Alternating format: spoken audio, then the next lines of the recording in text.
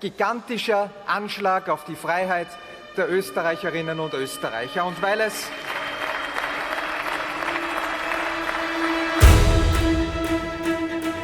and reflect on the standards he is adopting in this chamber.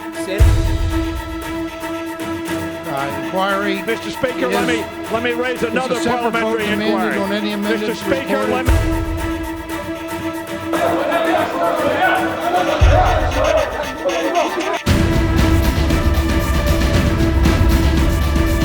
I have to declare something. While writing this video, I planned on presenting my argument on why the National Council needs a whiteboard on a whiteboard, which would have been pretty cool, but I noticed that I don't really have a place or holder to put this one on.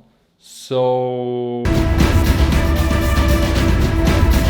basically, how does the National Council work? Very simply put, they choose a topic, everybody has his or her opinions to the topic, the different parties present their opinions, they change their opinions, they find the best solution and maybe enforce a new law. And no, of course, that's not how it works. They generally like to leave out the changing my opinion part. So basically, they have their opinion, they debate for 3 hours, nobody changes his or her opinion, and then they vote exactly the same way they would have voted anyways. Why even debate in the first place then? That not only doesn't make any sense to me, I think it's also extremely undemocratic. We the people vote representatives that then have the job to share our views, concerns and ideas with the other representatives. That's what the debates are essentially for. So that even when the party we voted for is not one of the new legislators, our voices are still heard. So this essentially means as long as the legislator doesn't listen to our opinions, we're living in a tyranny of the majority. And I don't think that's what a democracy should be about.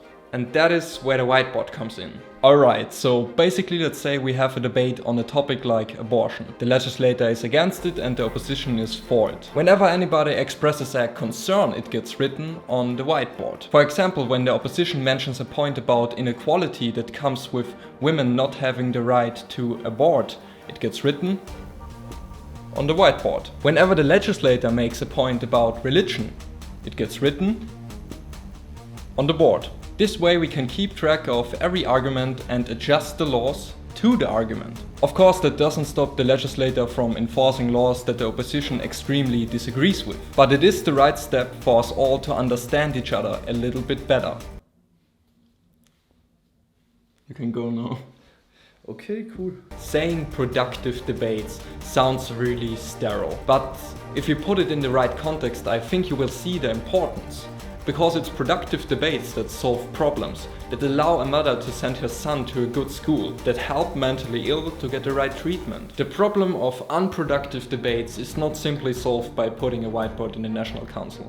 It further calls for parties to change their strategies. Their strategy to look at the other parties as enemies, to be hostile and to be offensive. As long as debates go on like this in the National Council, we will always be a democracy where the majority rules over the minority, when in fact it would be quite possible to include the voices of all citizens. In this video I presented an opinion of mine, which makes my argument really open to other suggestions. Tell me where I'm wrong and how would you ensure that every voice is heard. Thank you, and for the end I want to leave you with a quote from the former president of the German Bundestag, Norbert Lammert. A vital democracy is not to be recognized by the fact that in the end majorities decide, but that on the way to the decision, minorities can exercise their rights.